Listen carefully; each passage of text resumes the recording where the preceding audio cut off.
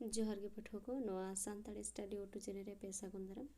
तेही आरो नवा वीडियो ते सेटर होइना आसो इन वीडियो तलते पे किछु हेल्प होया जदि वीडियो हेल्पफुल पे मने कमेंट सेक्शन से जाना और भेड़ी तबना और जहां को चैनल और पे सब्सक्राइब तबना उनको तो लगन मछा चैनल सब्सक्राइब तबन पे तहला तो क्वेश्चन सन बड़ा लेंगे कुकली सानताड़ सावता रे बाखरा हटिंग से सोड़े हटिंग दो का लेखा खाटो माछाते ऑल में तेला घारंज रेना आपाता सम्पत्ति रे दो कोड़ा बहा को मुद्रे हटिंगोआ कुड़ी गिद्रे को दो आपाता सम्पत्ति रे हक से ऐदर दो बनुआ कता डंगुआ ते को ताहेलेन खान आज असुलो लेका दो एमो हुआ से उन्दोय न्यामा मेनखान ओना दो आजा जेवेत भोरगे धुड़ी धरती खने दानांग लेन खान जहां ओने न्याम ले सम्पत्ति ओना दो बहा कोरेन गिद्रे को न्यामा कोड़ा बहा को भितरी रे दो मारांग बहा दो आय उमन कते समान हटिंग खना हो कटी जस्ती को एमाया ओनागे को मेता कना मारांग अंश दो ओना खातिर के उनी दो ओना बंशो रेन पेड़ा पहड़ को दाराम हातम कुमंग मिश्रा जावाय आयो बाबा पहाटा रेन सानाम पेड़ा को हुयतया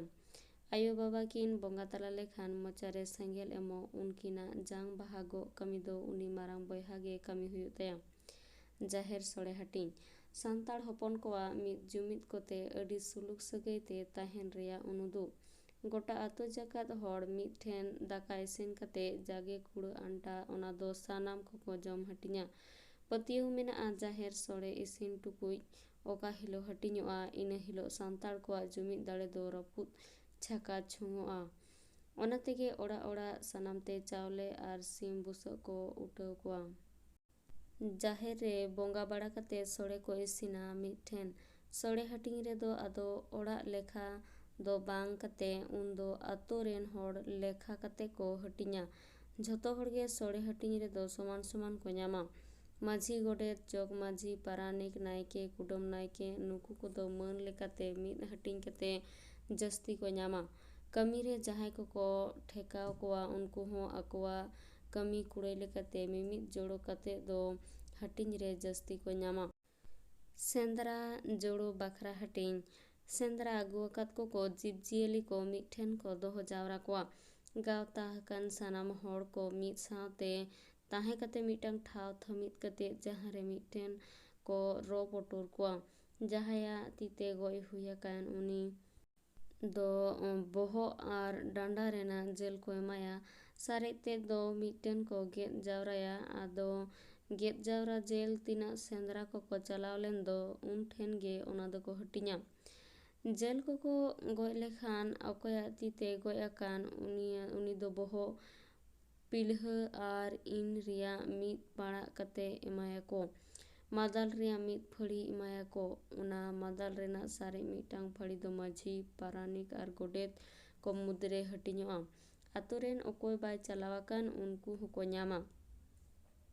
इखन दाका पटम को कोल लेखान सेंद्रा रे सेता को इदी लेको खान उनको हुको मिद हटिंग कते दको हटिंगा कोआ जियली कोआ ओने डांडा ठेना जेल दको मेता कना मादाल ओना मादाल हो गेद कते पेठेन को हुडोया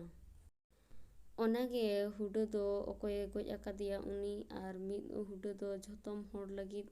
गेद जावरा जोड़ो सावते को हताव मेसाया नोडे होई लई तोराहा कना जे आतो रेन मोड़े हड़ मेरे दो माझी गोडेत जग माझी पारानिक आर नायके नुकु दो मन लेकाते मिद जोड़ो कते दो को न्याम गया आतो से गावता रेना गेद जावरा हकान जेल खन बापला अक्तो चेडी मेरम मा आर ओना रिया हुडो हटिंग रे आतो गावला हड़ को रो गेद कते पे ठेन जेल को हुडो हटिंगा ओना रेना बारिया हुडो दो मलिके हताव लेखान गोटा तो जाकात हड़ गे उनी दो जेल दाका जम होचो को हुयतया आर सारे मिद हुडो दो गावता को लेटो हटिंगा मेनखान मालिक मिद हुडोय हताव लेखान आतो हड़ ओने जेल दाका दो बांग जम होचो को हुयतया उन रे दो आतो हड़ ओना बार हुडो जेल मिद ठेन लेटो घरू घंटू कते सानाम ते हटिंग कते को जमा मेनखान लेटो लगिद हलंग बुलुंग ससांग नोआ को दो मालिक गे एमा कोआ ᱛᱮᱞ ᱱᱟᱦᱟᱱ ᱵᱷᱟᱸᱰᱟᱱ ᱠᱚᱨᱮᱱᱟᱜ ᱦᱚᱸ ᱚᱱᱠᱟᱜᱮ ᱩᱱ ᱚᱠᱛᱚ ᱦᱚᱸ ᱩᱱᱠᱩ ᱠᱩᱴᱟᱹᱢ ᱥᱤᱢ ᱢᱮᱨᱚᱢ ᱩᱱᱠᱩᱣᱟᱜ ᱡᱮᱞ ᱞᱮᱴᱚ ᱤᱥᱤᱱ ᱞᱟᱹᱜᱤᱫ ᱵᱩᱞᱩᱝ ᱥᱟᱥᱟᱝ ᱟᱨ ᱦᱚᱞᱚᱝ ᱫᱚ ᱢᱟᱹᱞᱤᱠ ᱜᱮ ᱮᱢᱚᱜ ᱦᱩᱭᱩᱜ ᱛᱟᱭᱟ᱾ ᱵᱟᱯᱞᱟ ᱚᱠᱛᱚ ᱡᱟᱦᱟᱸ 11 ᱯᱩᱭᱥᱟᱹ ᱠᱚ ᱮᱢᱚᱜᱼᱟ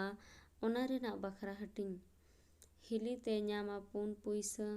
ᱥᱚᱝ ᱪᱷᱟᱲᱟᱱᱤ 4 ᱯᱩᱭᱥᱟᱹ, ᱡᱚᱜᱽ ᱢᱟᱺᱡᱷᱤ 2 ᱯᱩᱭᱥᱟᱹ, ᱜᱚᱰᱮᱛ 2 ᱯᱩᱭᱥᱟᱹ ᱟᱨ ᱞᱩᱝᱛᱤ 2 ᱯᱩᱭᱥᱟᱹ᱾ ᱛᱟᱭᱚᱢ ᱫᱟᱨᱟᱢ ᱚᱱᱟ ᱫᱚ 11 ᱠᱷᱚᱱ ᱠᱚ 16 ᱯᱩᱭᱥᱟᱹ ᱟᱠᱟᱫᱼᱟ᱾ ᱚᱱᱟ ᱫᱚ ᱦᱤᱞᱤᱛ